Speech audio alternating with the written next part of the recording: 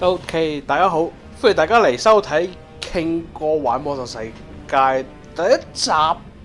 咁呢一集呢，我會介紹一下魔獸世界入門，或者係你係離開咗個遊戲好耐翻嚟嘅玩家點樣重新融入到而家魔獸世界入邊嘅嚇。咁首先呢，正如我所講啦，我之前都係覺得魔獸世界啦，而家係唔係好適合一啲長期冇玩或者係之前冇玩過嘅遊戲，冇玩過嘅玩家去玩嘅。因為點解？因為遊戲入邊係好多即係系統上嘅改變咧，令到人好難適應啦。但係我諗一諗，其實既然魔獸世界有10年嘅歷史，而且仍然可以繼續傳播落去，唔係好似其他網遊咁樣咁快咁衰落呢，係有佢嘅原因嘅。所以我認為呢，即係未免或者係不妨可以令到啲新玩家嘗試接觸下呢款遊戲嘅。咁所以先有呢條片。咁而且呢條片呢，我將會優先係為大家為咗9月份嘅7.0君臨天下做一個準備嘅，而唔係為當前版本做一個尾班車介紹。所以咧，大家咧就雖然亦都會可能尾班車嘅內容亦都會簡單講一講啊，但係咧就首先咧最重要咧係我會結合埋 beta 嘅畫面咧，同埋我 beta 我遊玩嘅時候嘅畫面咧一齊同大家講解嘅。OK， 咁大家一入遊戲咧，你冇任何角色嘅時候咧，就係咁啦。咁咧入到嚟咧就會揀伺服器啦。屌，跟住可能你會問你會講啦。屌你乜死傾過，使教你講咩？你估我俾玩個 online game 啊？我夠知咯。咁你啊呢一點咧唔係啦，做嘢咧就千祈唔好懶醒啊！入到職場都一樣，有乜嘢聽啲老前輩講完你先講啊。首先第一個就係魔獸世界點講係已經有10年歷史嘅遊戲啦。咁揀伺服器亦都係一個學問嚟嘅。首先大家睇下呢個啦，就係有類型。何謂類型呢？嗱，類型基本上我哋睇到呢就會見到係有 PVP 啦同普通嘅。何謂 PVP 同普通有咩分別呢？ PVP 嘅服務器呢係默認所有建立喺呢個服務器嘅玩家嘅人物係擅長或者傾向於 PVP 嘅。咩叫 PVP 呢？就譬如話我喺野外做緊任務嘅時候呢，見到第二個敵對陣營嘅，何謂敵對陣營？嗰人再講何謂敵對陣營嘅玩家嘅時候呢，係可以完全唔知會聲嘅時候，就一嘢打埋去，嘭一聲，你老母你完全係唔知做緊咩事。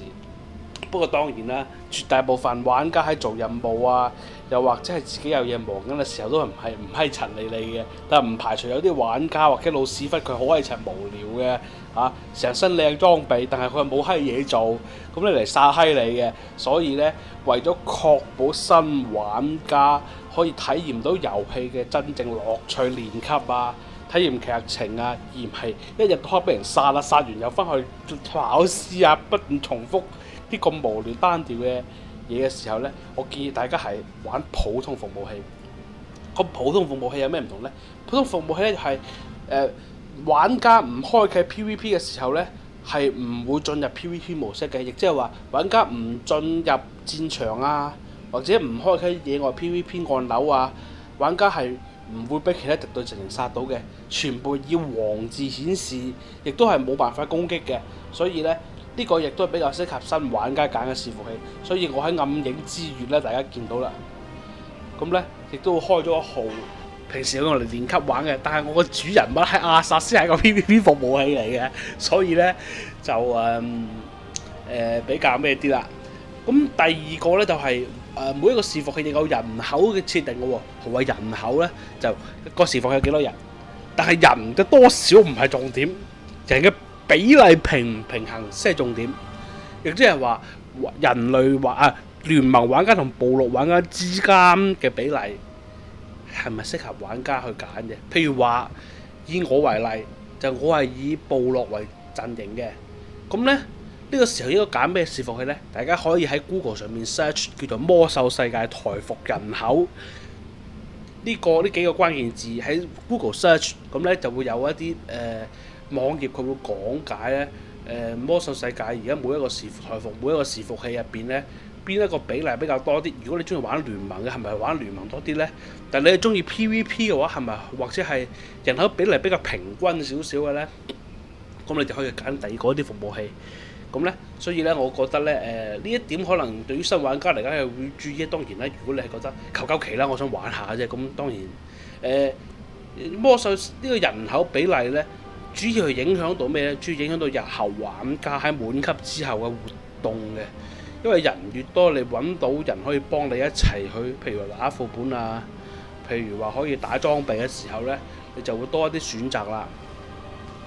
咁咧，咁我哋譬如話我哋揀好咗呢個伺服器啦，我哋點入去，咁登入伺服器啦。OK， 入到嚟之後咧，咁咧就屌你老味啦。咁啊你話，傾過你好多100級嘅人物，我死鳩你講咩？我玩得咁閪耐，梗係有好多100級嘅人物啦，係嘛？咁咧玩嘅時候咧，我哋開始建立人物啦，即係假設冇人物嘅時候啦嚇。咁建立人物咧，大家見到啦，有聯盟同部落，咁大家係睇下中意咩啦。咁我咧就部落嘅，大家見到噶啦。我自己係部落友嚟嘅。咁咧就首先咧揀種族咧係多數係以職業為先，再揀種族嘅。以而家嘅先進嘅魔獸世界玩家思路係咁嘅。咁當然男性女性基本上唔影響嘅，呢個男女平等嘅社會嚟㗎，魔獸世界嚇係一個男女平等嘅社會嚟嘅。咁咧就首先譬如話我推薦新手玩嘅幾個職業，即係綜合而家我玩過嘅 Beta 7.0到而家嘅6.2，而家正式服嘅6.2。我推薦玩係幾個職業。首先第一個係獵人，獵人咧輸出係以遠程同埋豬，即係豬唔係豬嘅，不過其實你可以捉其他嘅嚇，好似我咁。我嘅主人物就係用岩豬，而家就暫時中意用，因為野外生存能力比較強一啲。咁或者係用法師，我亦都係比較推薦各位玩家去玩嘅。咁術士咧，其實點講？術士我係唔推薦新手玩家去玩呢個職業嘅。術士係對操作同埋遊戲嗰個操作要求同埋遊戲嘅輸出機制係有一定嘅認識，先至可以玩得出一個唔錯嘅表現。如果唔係咧，就好容易俾人話你屌你老味，閪唔識玩啦，唔好嚟玩啦，撲街嘅時候啦。咁咧其他薩滿啊、死騎啊、聖騎啊呢幾個職業咧，我係對玩家咧係即係中度推薦嘅，尤其死騎係一個上手難度非常高嘅一個職業嚟嘅。我唔推薦玩家可以去玩，而且死騎係一個比較特別嘅角色嚟嘅。死騎唔係話你想見就見到嘅，死騎咧係基本上每一個種族都可以做到嘅，除咗紅貓人之外。灰嘅紅貓人就呢個種族係唔可以玩呢個職業嘅，其他全部種族都可以做死亡騎士。但係死亡騎士必須要喺伺服器入邊有一個60級以上嘅角色，你先至可以建立一個死亡騎士嘅角色嘅。而同樣道理，喺7.0版本開放嘅惡魔獵人，一陣間我喺一陣嘅 beta 畫面，而家呢個係正式服嘅畫面啦。一陣我喺 beta 畫面入邊將會再講解一下惡魔獵人嘅一啲開服嘅條件。咁咧一定要一個70級或者我唔記得70級定100級以上嘅人物，你先至可以開到一個惡魔獵人嘅號嘅。所以你除咗惡魔獵人同埋死亡騎士係有等級限制，即係有先決條件限制之外，其他全部職業都可以任君選擇嘅。譬如武僧啊、法師啊、薩滿啊、獵人啊、盜賊啊、戰士啊。如果大家唔既然話我唔中意玩遠程嘅，咁之前推薦兩個獵人同法師，大家唔中意玩嘅呢，我建議可以玩戰士嘅。戰士亦都係一個非常之簡單輸出嘅一個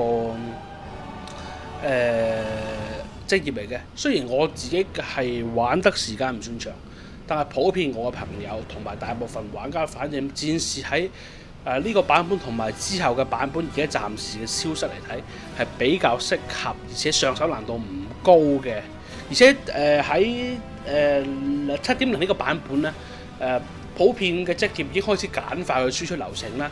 可以睇到大部分係比較容易上手嘅輸出，唔會好似以前咁屌你，我話你知啦，我以前玩你乜撳到手都軟啊！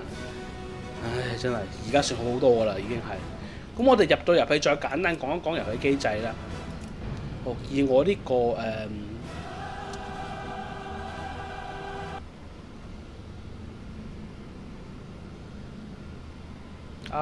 今日個服務係咁鳩差嘅。入到嚟啊！咁首先入到嚟之後咧，大家可以選擇下插件啦。插件就咩咧？就好似呢啲嗱，譬如話，如果我唔開插件嘅時候咧，係唔會有咁多信息啊。譬如話咁多即係 DPS 啊、傷害啊咁多嘢啊，唔會即係飾品監視啊，唔會咁多嘢嘅。而且咧，比我玩得高端嘅玩家有啲更加高端嘅呢個插件嘅，但我而家就唔解釋呢啲咁高端嘅嘢先，我先入門為主。咁首先咧，玩家喺玩開服之後咧，將會睇下先啊，等我唔好意思。咁咧就會唔係喺呢個因為而家我喺德拉諾啊，以唔同種族佢哋開始地點會有唔同。咁咧，大家譬如話獸人嘅話，佢嘅開服地點喺呢度啦，喺呢個試驗谷。咁喺杜龍塔爾啦，而巨魔呢個食人妖咧就喺呢度。回音群島嘅，咁咧就反正每個種族開始嘅任務其實唔難嘅，大家其實可以一開劇就見到唔同地圖已經標出話俾你知，幾多級可以嚟連級，幾多級可以，而且魔獸世界亦都有好高，即係比較適應玩家嘅呢個連級機制，即係當你到咩等級嘅時候，佢就會提示你可以去邊個地方，譬如係撳呢度。當你去到等級嘅時候咧，佢就會優先話俾你知，你應該可以去邊啲地方去做任務。譬如話，佢可以推薦我而家去傳奇難度嘅地城入邊可以打裝備啦。當然啦，我就從來唔打傳奇難度嘅，因為我覺得好係可以嘥我精神嘅。我覺得係，一般我玩到即係英雄難度我就唔玩㗎啦。嗰個地圖嗰個即係地城嗰個模式，咁或者係其他嘢啦，譬如打戰場啊。每日任務啊，就呢啲咁簡單嘅嘢。咁其次咧，每一個詳細每一個職業嘅輸出咧，因為我唔係每一個職業都識打咧，所以我咧係到時候我聽日再揀一啲職業我識玩嘅先至做啦嗰個。咁咧簡單嘅跟住到你滿級嘅時候咧，譬如話。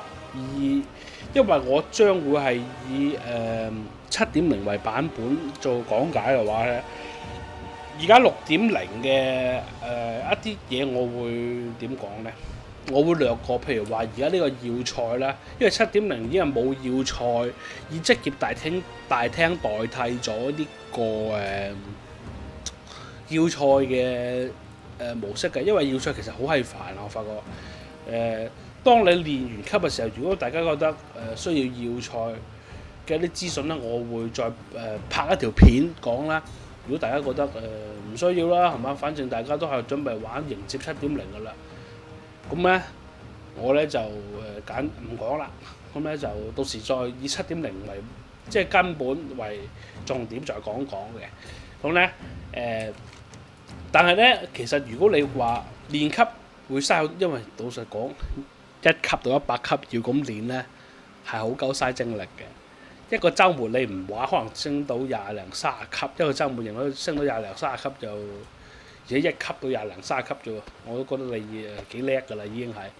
咁當然啦，只係對新手玩家，你冇全家寶，冇任何輔助嘅情況下玩到咁咧，算好好㗎啦。咁咧，如果你真係冇時間玩咧，仲有一招必殺技咧，就可以俾你。用錢直升就呢個用1800台幣直升一個人物，咁咧呢個咧就可以一用之後咧，你嘅角色咧就由1級或者係任何級數啦，100級之前嘅級數就直升到100級。咁但係咧，我個人嚟講係唔推薦嘅。既然你玩得魔獸世界，梗係想玩佢啲劇情啦。其實咁大嘅魔獸世界咁多地圖咧，每一幅地圖咧都係蘊含住唔少嘅故事嘅，尤其係喺一啲資料片，譬如話大家想問係咪外域係點嘅咧？當時呢個古爾丹毀滅咗德拉洛之後，其實德拉洛同外域係同一個地方，只不過毀滅前同毀滅後啊。跟住咧，譬如話你係雙方知道無妖王阿薩斯以前喺《魔獸爭霸3》嘅呢個主角，最後淪落咩劇情咧？咁你就可以玩一玩呢個冰霜寒冰皇冠嘅呢個劇情啦。啊，當然而家又冇人去打冰冠城寨㗎啦，已經。咁啊，以後可能開住嗰100級嘅人物衝入去，一次得個 boss 啦，可以就嚇。經有時我都會做啲咁無聊嘅嘢嘅，因為我有時去打龍。打咩龍咧？就係打我隻坐騎，不過而家打到啊已經，而家就已經打到㗎啦。睇下先，我條龍咧，我條喺度啊，呢隻係咪好型啊？屌！我當年就為咗打條龍，日日都個禮拜去呢個冰冠城寨度刷攞成就，或者攞呢條龍。咁咧。當然咧，就正如我所講啦，遊戲入邊有好多有趣嘅內容係值得大家發掘嘅。咁咧，等一陣我就會用7.0嘅beta 版本嚟完成講解埋呢個遊戲嘅。咁首先咧，其實我都簡單講90到100啦。90到100級其實每一幅地圖咧係做一個好好嘅，雖然仲係舊式嘅列卡方法啦。譬如話，我哋部落就以雙火峰為起點，咁雙火峰啦，加古隆德啦，塔納多爾啦，跟住就去納格蘭啦，或者阿卡拉山啦。阿卡拉其實去到塔拉多爾其實係好多時候已經練到67、97、98嘅，好多時候我見過係好多時候會咁嘅。跟住你可能會去納格蘭啦，納格蘭嘅任務咧係比較精彩一啲嘅，嗰個劇情，嗰個劇情係我覺得係即係由雙火峰同納格蘭嘅兩個故事劇情係最精彩嘅，其他咧就作為聲望底可以早做啦嚇。咁咧之後其他系統我都會再自己介紹一下嘅。OK， 好多謝大家收睇到呢度，咁我哋咧等一陣或者下一條片我哋又會講7.0嘅遊戲玩法啦。好嘅。